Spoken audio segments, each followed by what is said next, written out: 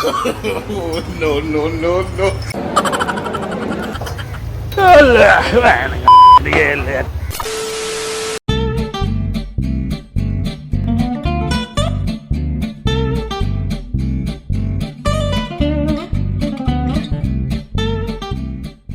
Hello public, welcome back to বিরিয়ানির আলু চ্যানেলের একটা ঝকঝকে তকতকে ব্লগ। অনেক দিন বাদে এসেছি, কিন্তু ভালো জিনিস নিয়ে এসেছি, তো পুরো ভিডিওটার সাথে থেকো। সেদিন চলে গিয়েছিলাম কলেজ স্ট্রিটের বইপাড়ায় একটা কাজে। এই তপ্ত গরমে একটু এদিক ওদিক গেলেই যেখানে আমাদের গলা শুকিয়ে কাঠ হয়ে যাচ্ছে, সেখানে কোথায় যাব? অবশ্যই প্যারামাউন্টে যাব। কলেজ স্ট্রিটে গেছি যখন, প্যারামাউন্ট আমাদের সবার গরমকালের কলেজ স্ট্রিটের একটাই ঠিকানা, প্যারামাউন্টের ডাবের শরবত। দুটো কেমন পরিপূরক না? আমার কাছে তো তাই, কারণ আমি যতবার প্যারামাউন্টে গেছি ডাবের শরবত আমি নিয়েছি। তবে এইবারে মেনু কার্ডে দেখলাম কয়েকটা জিনিসের দাম কিন্তু ওনারা বাড়িয়ে দিয়েছেন।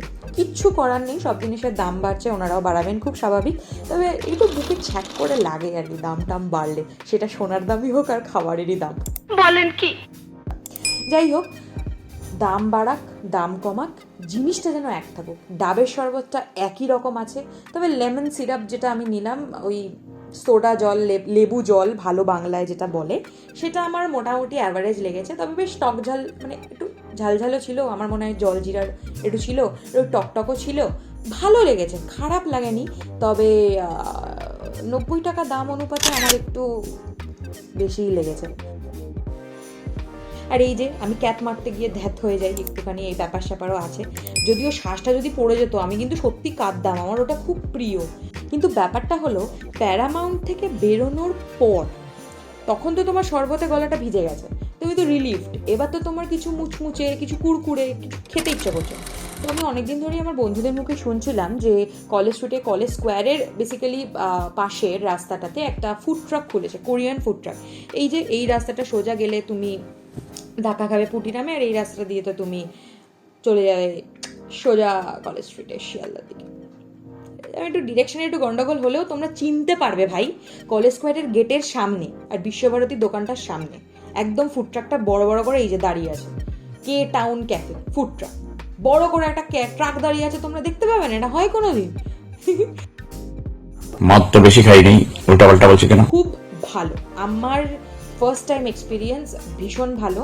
আগেও যে আমি খাইনি তা নয়, তবে আমি খেয়েছি, কিন্তু এইবারে আমি অনেক কটা ডিশ ট্রাই করেছি, আমার ভীষণ ভালো এক্সপিরিয়েন্স হয়েছে। আমি এখান থেকে কর্ন ডগ ট্রাই করেছি, র্যাপ ট্রাই করেছি, ফ্রিকিং হট ট্রাই করেছি which is very very spicy, এবং ক্রিস্পি উইংস ট্রাই করেছি। সব থেকে বড় ব্যাপার হচ্ছে, এনারা না প্রচণ্ড পরিমাণে টাইম নিয়ে খুব ভালোভাবে জিনিসপত্র বানান। এরকম না কি অর্ডার এলো আর আমি ঝটঝট বানিয়ে দিলাম। অবশ্যই তাড়াতাড়ি করার চেষ্টা করেন, তবে যতটুকু টাইম দিয়ে ভালোভাবে গার্নিশিং করে দেওয়া সম্ভব ওনারা দিয়েছেন। আর এই যে আমার ফ্রিকিং হট, এটা কিন্তু বেশ স্পাইসি ছিল।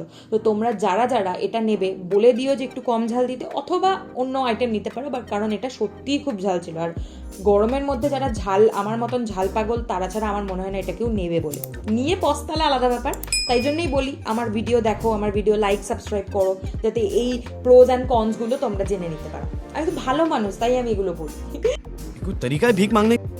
যাই হোক, আমার খেতে তো ভীষণ ভালো লেগেছিল, সত্যি আমার খুব ভালো লেগেছিল। মানে অথেন্টিক কোরিয়ান ওয়েতে না বানালেও এত ভালোভাবে প্রেজেন্টেশন, এত ভালো টেস্ট। সব থেকে বড় কথা, আমরা ভালো খাবার কাকে বলি? যেটা খেয়ে আমাদের ভালো টেস্ট আসে, আমাদের মন ভালো হয়, আমাদের মাথাটা ঠান্ডা হয়, ভালো খাবার আমরা তাকে বলি। হ্যাঁ, দামটাও ম্যাটার, অবশ্যই দামটা কিন্তু রিজনেবল। মানে স্টুডেন্টদের কথা মাথায় রেখেই আমার মনে হয় এই ট্রাকটা বানানো, কারণ বেশিরভাগ দামই 150 টাকার মধ্যে। প্রচুর জিনিস তো প্রায় 100 টাকার মধ্যে, 70-60-এরও জিনিস দেখেছি। তবে একটু বেশি কোয়ান্টিটির যেগুলো, সেইগুলোর একটু দাম, যেমন র্যাপটার দাম 99 রুপিস। আর এটা ছিল হচ্ছে চিকেন উইংস। এটার গন্ধ যা আসছিল, মাই গড, খাবারের গন্ধ নিতে নেই, আমার মা দেখলেই আমাকে দেবে, কিন্তু স্টিল মানে খুব ভালো। মানে ওরা কি মশলা ইউজ করে আমি জানি না, ওটা তো মানে নাম লেখা থাকে না, কিন্তু ভীষণ ভালো ছিল। আর মানে মুখে একবার তুমি দিলে না, তুমি খেতেই থাকবে, তুমি স্টপ করতে পারবে না নিজেকে। দেখো আমাকে, আমি খেতেই থাকছি, মানে যাই হয়ে যায়, পাশে যদি আর একটা যুদ্ধও হয় আমি মধ্যে তাও খেতে থাকবো। এবারে কন্ট্রোভার্সি হবে আমার এই কথাটাতে, কিন্তু কিছু করার নেই, আমি খেতে ভালোবাসি ভাই। দাম যদি কম হয় আমার খেতে একটু বেশি ভালো লাগে, দাম যদি বেশি হয় তাও খেতে ভালো লাগে, কিন্তু একটু কম ভালো লাগে। তারপরে চলে গিয়েছিলাম কোথায়? কফি হাউসে। কেন? অনেকের মনেই কোয়েশ্চেনটা আসবে যে এত ভালো ভালো খাবারকে কফি হাউস কেন? গেছি কলেজ স্ট্রিটে কফি হাউসের একটা কফি না খেলে সমাজ কি মেনে নেবে, রাস্তা দিয়ে আসতে দেবে? ভাবলাম कुछ पूछा पूछा मैंने জানি না, আসতে হয়তো দিত। এটা একটু আমার একটু ছুকছুকানি যে আমি একটুখানি কফি খাবো। তো কলেজ স্ট্রিটে গেলে আমি কফি হাউসে গিয়ে ওদের স্পেশাল হট কফিটা খাই। শীত হোক গ্রীষ্ম হোক আমি হট কফিটা খাই, স্পেশালটা, নট নর্মালটা। আমার ভাল লাগে। এবার দেখলাম দাম বাড়িয়ে দিয়েছে, 65 টাকার জায়গায় 68 টাকা করেছে। দামটা শুনে না ওরা ছ্যাক করে লাগলো, বাড়িতে এনেই তো 2 টাকার প্যাকেটে বানিয়ে নিতে পারতাম। স্টিল যাই হোক, মানে আমার ভাল লেগেছে। আর একটা ইনফিউশন নিয়েছিলাম, ইনফিউশন হট কফি, এই দুটো হচ্ছে একদম মানে যদি তুমি টেবিল সার্ভে করো কফি হাউসের, বেশিরভাগ মানুষই এই দুটো ওনারা অর্ডার করেন। হট কফিটা অতটা হয়তো করেন না, কিন্তু ওটা স্পেশাল মানুষদের জন্য, যেমন আমি বিরিয়ানির আলু স্পেশাল মানুষ। নিঃসন্দেহে তুই ঠিক কথা বলেছিস। যাই হোক, তোমরা নেক্সট টাইম গেলে তোমরা ট্রাই করো। যদিও জানি কলেজ স্ট্রিটে কফি হাউসের খাবার দাবারের মান পড়ে গেছে, বাট স্টিল গেছি যখন একটু তো ট্রাই করবোই, আর এই যে ক্যাপ মারবই। ভালো লাগলে লাইক ফলো সাবস্ক্রাইব করো পরবর্তী কন্টেন্টের জন্য। আশা করছি বিরিয়ানির আলু চ্যানেলকে তোমরা আগের মতনই আবারও ভালোবাসবে। জানি অনেক দিন বাদে এসেছি, বাট কথা দিচ্ছি এবার থেকে রেগুলার ভিডিও দেওয়ার চেষ্টা করব, তোমাদের পছন্দের জিনিসের ওপর ভিডিও দেওয়ার চেষ্টা করব। সুতরাং সাথে থেকো, পাশে থেকো, আর প্লিজ শেয়ারটা করে দিও, ওটা ভুললে কি চলবে বলো?